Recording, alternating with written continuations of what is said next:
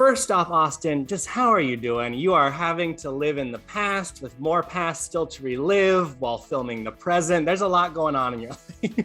Yeah, I mean, Bryce, when is there not, it feels like. I mean, I feel like I always am talking to someone that's like, so how do you feel, man? And I'm like, does it ever stop? No, but yeah, I mean, I'm like watching what happened 6 months in the past, and now I'm having to like film my present. It is, I'm like, take me back to Winter House. Well, that says a lot without saying much, that you would rather live in that time than all the time that's transpired since, especially with what's happening right now. Can we get into the Lindsay Hubbard of it all? Yeah, let's. Just rip the Band-Aid off. Yeah. Who unfollowed who first? Lindsay blocked me. Okay. And then, so when you're blocked, you just get automatically taken off the follow list. So you did not hit any buttons. Well, I would never do that. You didn't hit any buttons on social media. You seemingly hit some buttons on her person. Yeah. This all played out after your Watch What Happens Live appearance. Who is the better cuddler of the two? Ciara. Okay, who is the better kisser? Oh man, Ciara. Okay. Listen. Who frightens your friends the most? Lindsay. Oh, wow, Lindsay, you won one. When did you realize that night had taken the turn that it did? Yeah, honestly, Bryce, I mean, I don't know. So we went on like a commercial break or whatever. I looked at Lindsay and I was like, we're good. I was like, we're good, right? You know, we're good. And she was like, we're good. It's fine. We're good. It's fine. And so I thought that at that point, I was like, okay, cool. You know, she doesn't care that I said that, Ciara's like a better kisser. And I certainly did not mean to like make Lindsay feel as badly as she's making it seem than I did, as if I attacked her or like, kicked her dog or something. Maybe Lindsay just shouldn't have been there that night. Like, I think that her emotions were riding high too, because of the episode. I'd never seen her act like that before an episode aired. And she was just, a little like, nervous / embarrassed probably of how things played out a little bit. Right? She was like, oh my God, I literally clapped and told you that I loved you. Things that like she didn't remember until she kind of watched it. Right. The trailer dropped or what. And then, her and I were talking and yeah. What was the conversation with her like after the episode the next day? Like, what was the fallout from this? Was it an immediate, that night she went home and blocked you, or was there a conversation?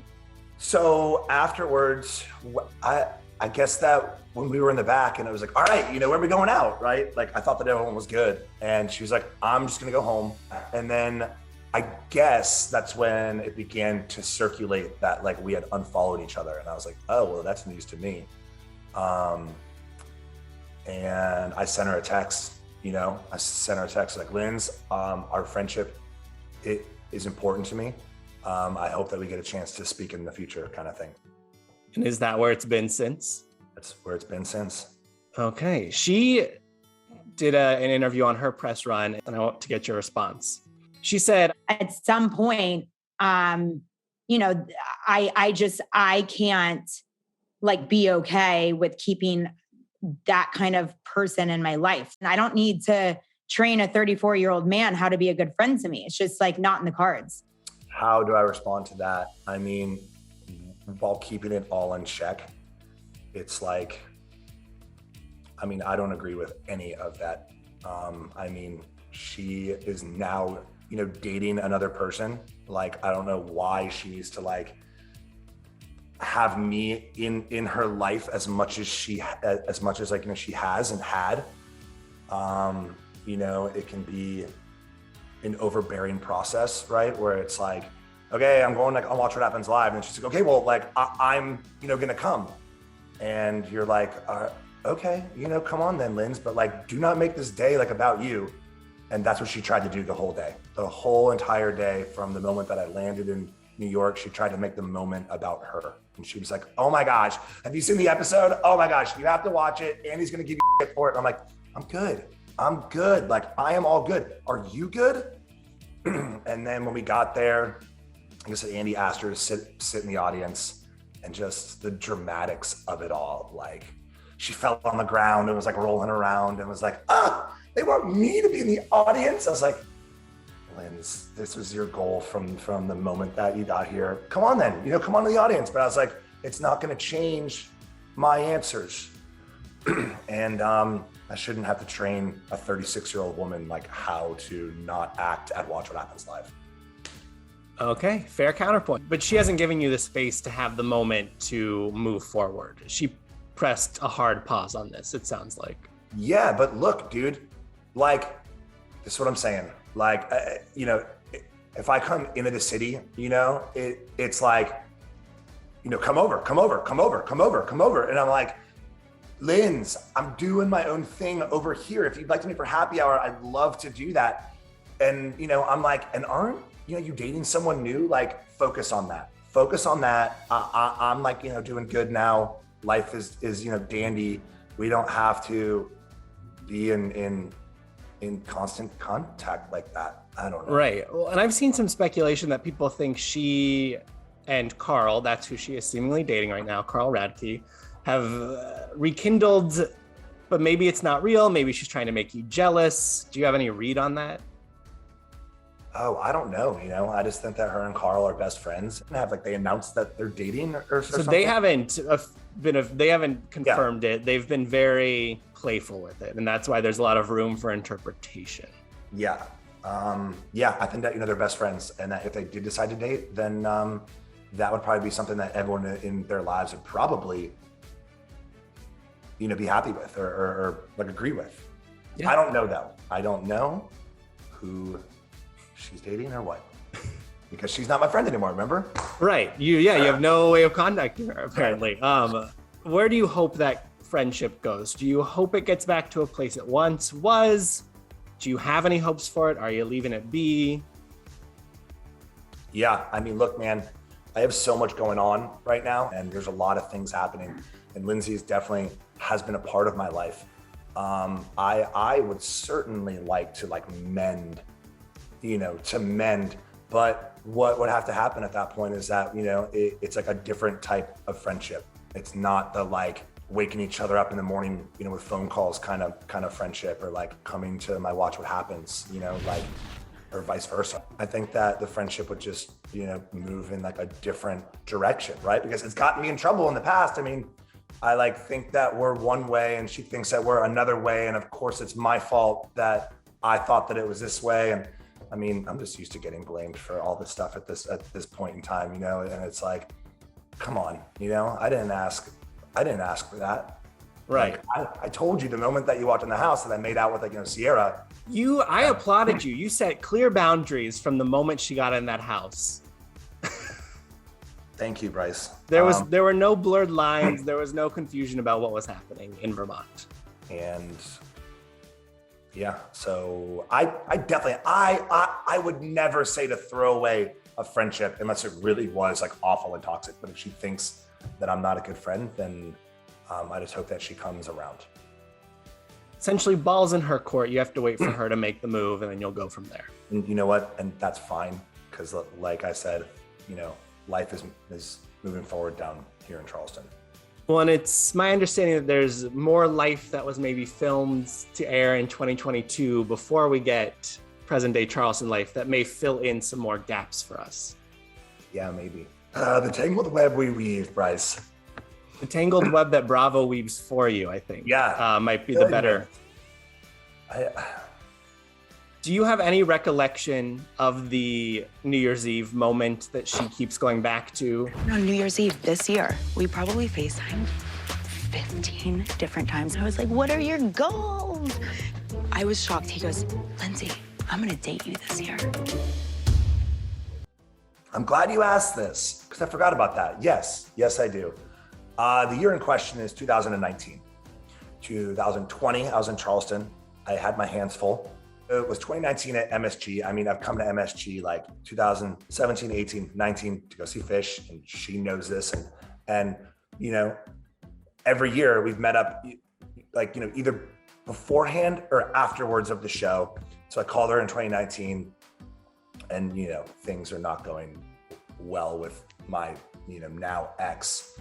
And I was like, my love life is in shambles, Linz. Like, maybe we should just date. Like, and if you haven't called up, like, your best friend at some point and been like, maybe we should just cut through all the bullshit and maybe it'd be easier, you and I just dated. And that's what it was. And I'm sure that I was like, Linz, I love you. 2020 is the year of Austen. I don't know. And, I'm not like, invalidating what she said that I said. But it's like, you look like a friend and you're like, hey, if like, we're both 40 and single, maybe we should get together. Exactly. That sort of thing. Oh, all right. We can move off of Lindsay and get into Ciara now.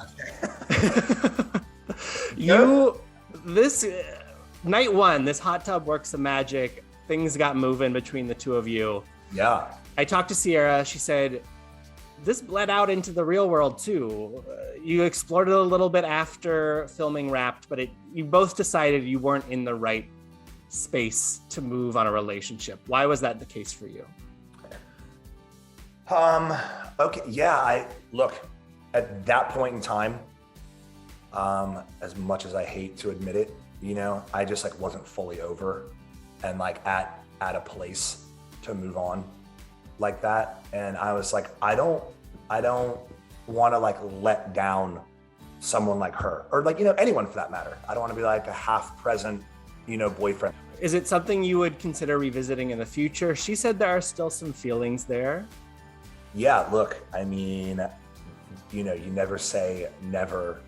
And she's, wonderful. And my headspace is definitely in a different place than it was then. Then it was fresher. Now I've moved on. I'm smelling, the roses and life is wonderful. And yeah, you never say never. Ciara said she had instant comfort and trust with you because there were kind of stolen moments off camera, when cameras are down where you were able to win her over. Yeah. There's like a moment where it's like, we're riding in the car back from dinner and that was like and I was flirting with her at dinner and leaving dinner and just like, very like subtle flirting. And then I was like, Paige, you go in that car. Ciara, you come in this car. You two have to be like a partner for once in your life.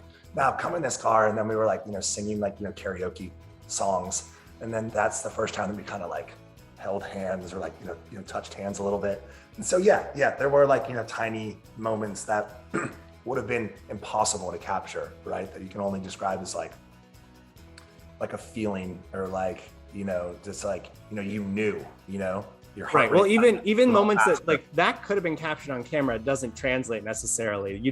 There's not feel-o-vision, Right. Like exactly, Bryce. So it's like, if you were to watch that, you probably would be like, they're not flirting at all. But for me, like my heart was like, moving a little bit. And it was like, yeah, you like can't tell that like that moment was palpable, but it was for me. You've said a few times in this interview, you take it. I feel like you get hit maybe more than any man in the Bravo universe. It's wild. In the present moment. Have you been able to unpack that, why that is? Because having met you in person, spent time with you in real life, I get it. You're a very charismatic person. You have a certain pull to you. And for some reason, that gets lost with the audience and they just on you. Bryce, even Paige in the trailer. I know. Hold on, let me get this right. 3 girls fighting over Austen Kroll. Just confused. I was just sitting there like, really? I was like, this trailer is so happy and fun and lighthearted, and Paige is the one to dog me. And I was like, Paige. She was like, I'm sorry.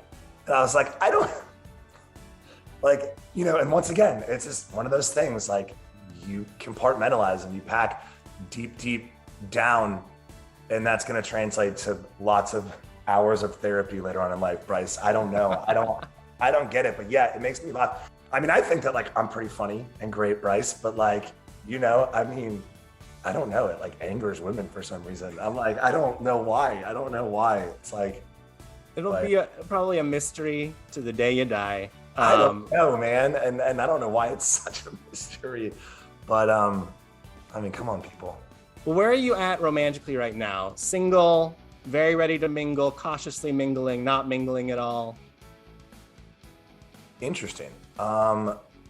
Cautiously mingling. What is cautiously mingling?